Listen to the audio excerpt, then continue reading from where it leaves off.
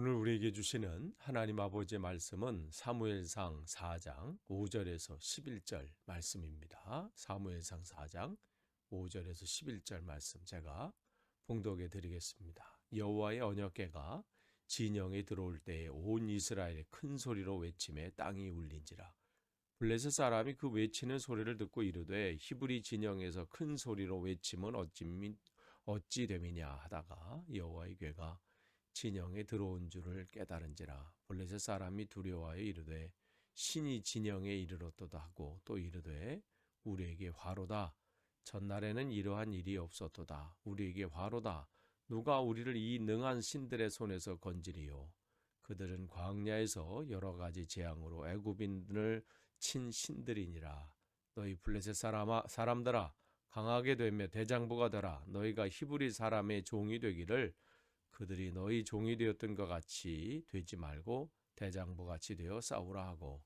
블레셋 사람들이 쳤더니 이스라엘이 패하여 각기 장막으로 도망하였고 살육이 심히 커서 이스라엘 보병이 엎드러진 자가 3만 명이었으며 하나님의 궤는 빼앗겼고 엘리의 두 아들 홈리와 비느하스는 죽임을 당하였더라. 아멘. 우리가 계속해서 이제 사도행전 사무엘상 말씀을 이 새벽 말씀에 나누고 있습니다. 오늘은 이제 사무엘상 4장 5절에서 11절 말씀이에요. 블레셋과의 지금 아벡에서의 전투가 일어나고 있죠. 그럴 때 그들은 하나님의 뜻을 구하거나 또 하나님의 어떤 계획이 있는지를 묻지도 않고 그냥 사사시대의 그러한 영적인 흐름처럼 자기 소견에 옳은 대로 그냥 행하는 거예요. 그게 지금까지 계속 내려왔죠. 그래서 전투에 임했는데 어떻게 해요? 4천 명을 전사자가 발생하는 참혹한 일이 벌어졌습니다.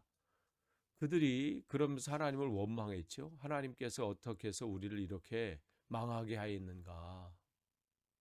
그러니까 하나님의 뜻을 묻지도 않고 하나님의 계획이 어떠한지는 중요하지 않고 자기들 멋대로 했다가 어려움을 당하고 상황이 이렇게 되니까 하나님을 원망하는 거예요. 그러면 그때라도 하나님께 구하고 깨닫고 그래야 되는데 자기들의 번뜩이는 아이디어 또 자기들의 이제 그 전까지 배웠던 또 들었던 그 얘기 그게 뭐냐면 하나님의 궤, 즉 법궤를 가지고 나가면 우리가 승리할 거다. 왜냐하면 자기 조상들이 그랬거든요.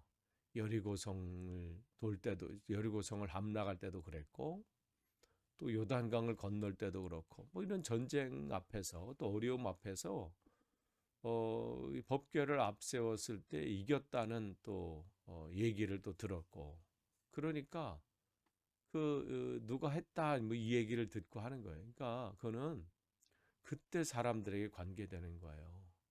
그때 하나님의 은혜로 또 하나님께서 그들에게 그 말씀을 주셨고 그 주신 말씀을 그들은 따른 것이지 법계에 신령한 능력이 있는 게 아니잖아요. 하나님의 궤에 그 말씀의 능력이 있는 거죠.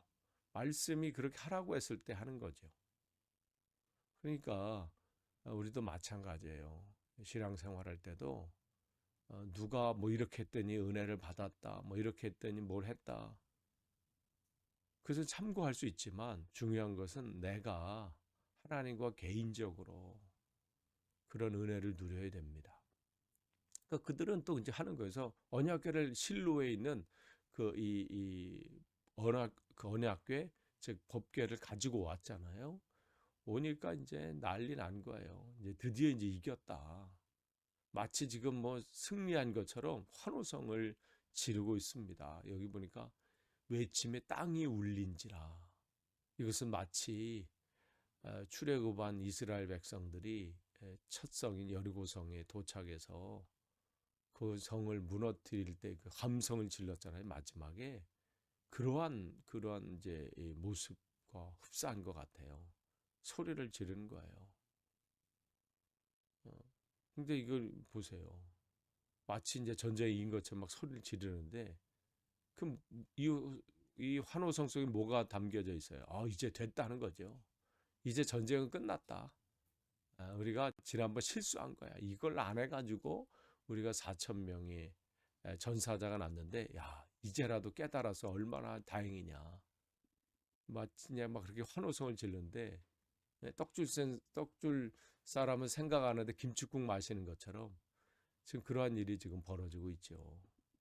좀 그런 거예요.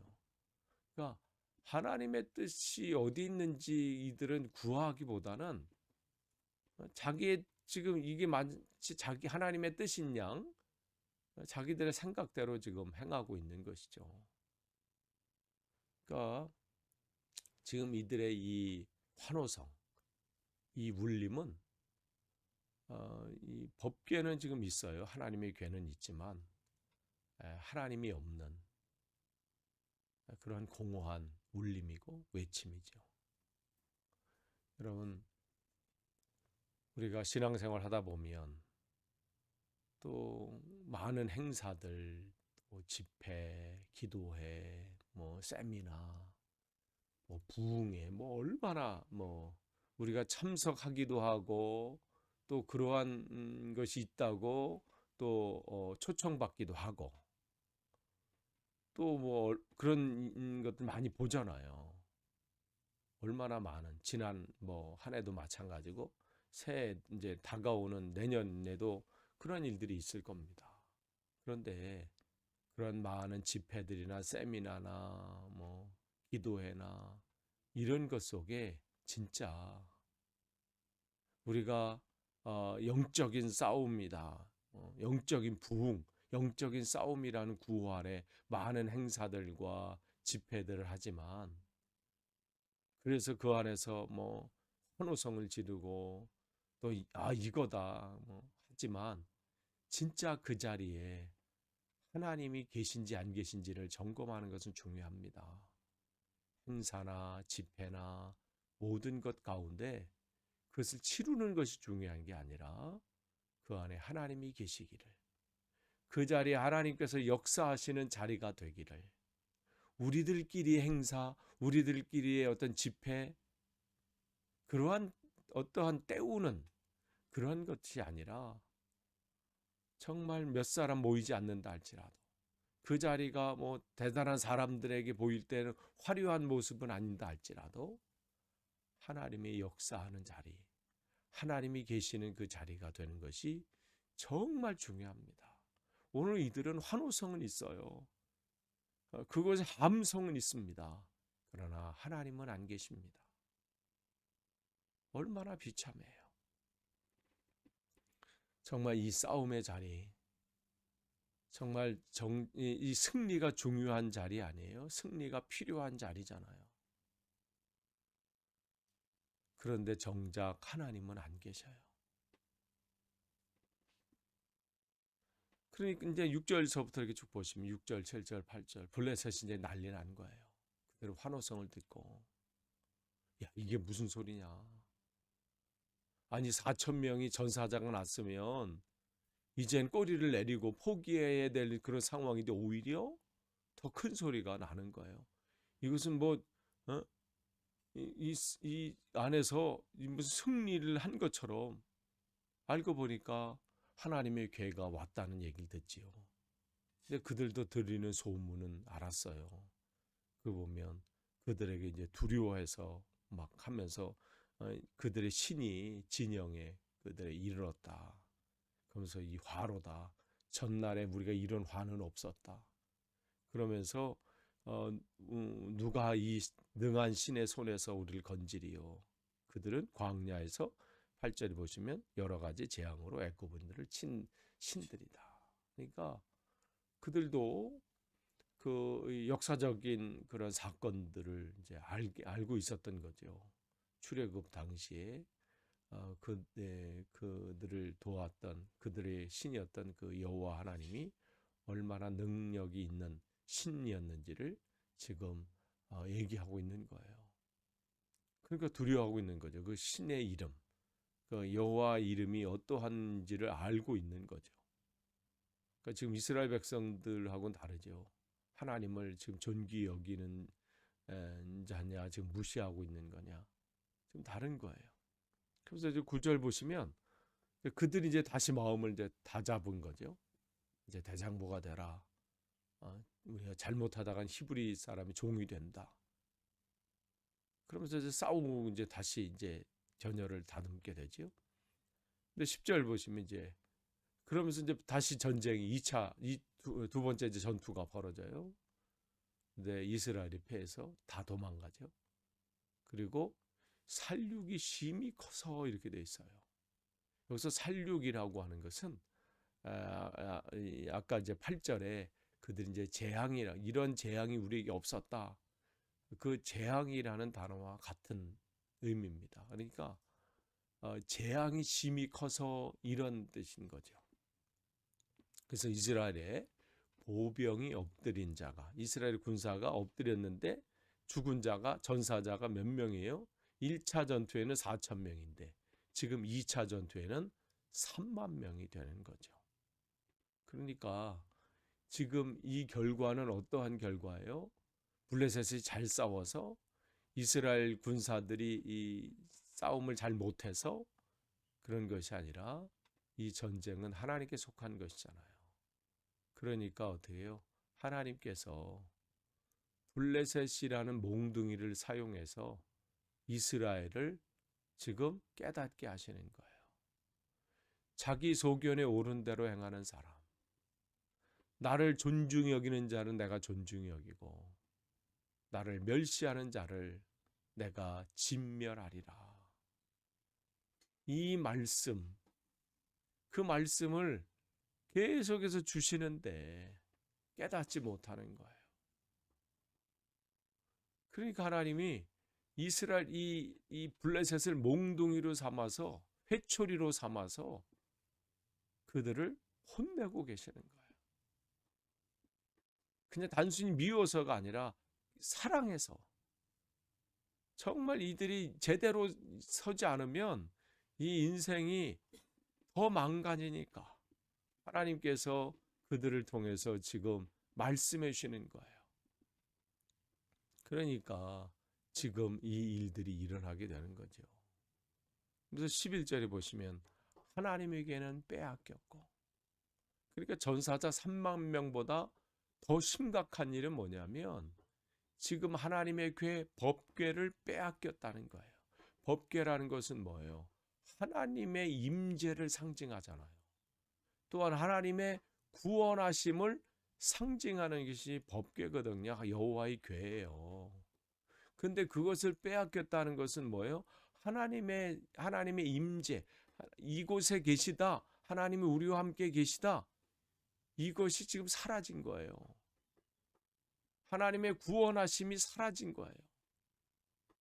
지금 심각하고 절망스러운 상황이 지금 이런 것이죠. 이것은 또한 하나님 여호와 하나님께서 이방 땅에 포로로 잡혀가셨다는 것을 상징하기도 해요. 그러니까 끝난 거죠. 끝난 거. 거기에 어떻게 해요?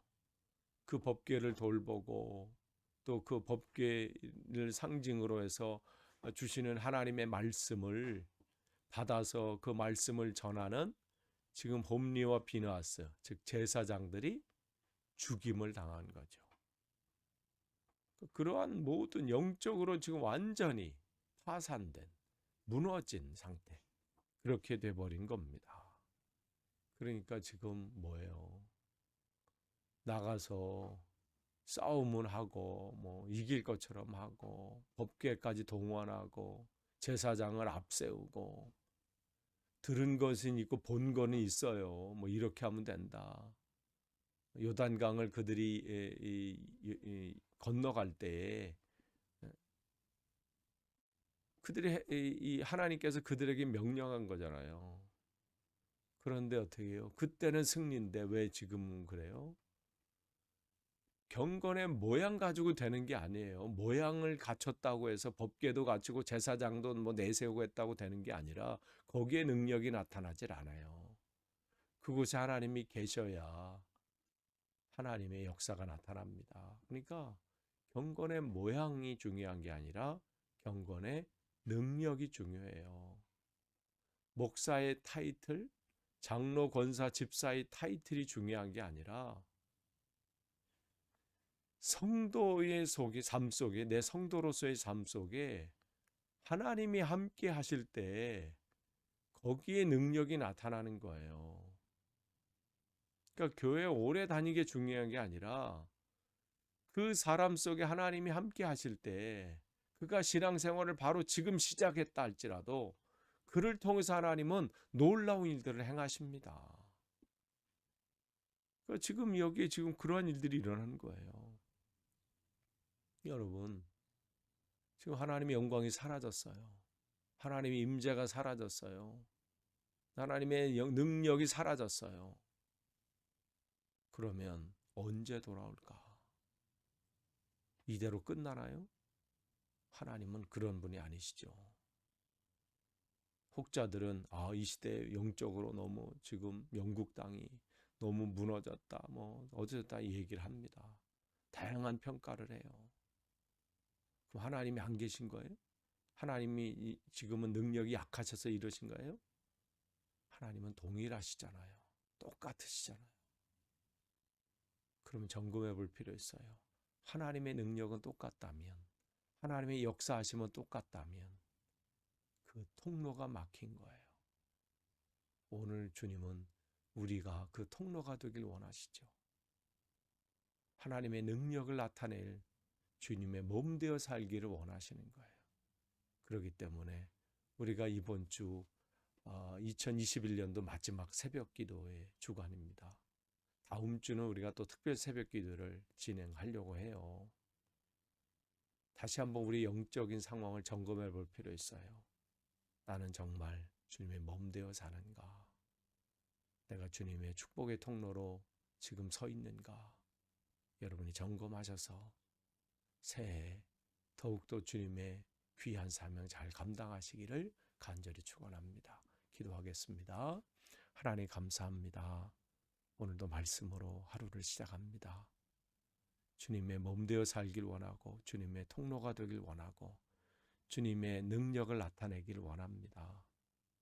하나님, 내 소견에 옳은 대로 행하는 것이 아니라 삶의 작은 것이라도 주님의 뜻을 구하고 그 주님의 뜻 안에서 행할 수 있도록 인도해 주시고 영적으로 민감하게 도와주옵소서. 예수님의 이름으로 기도하옵나이다.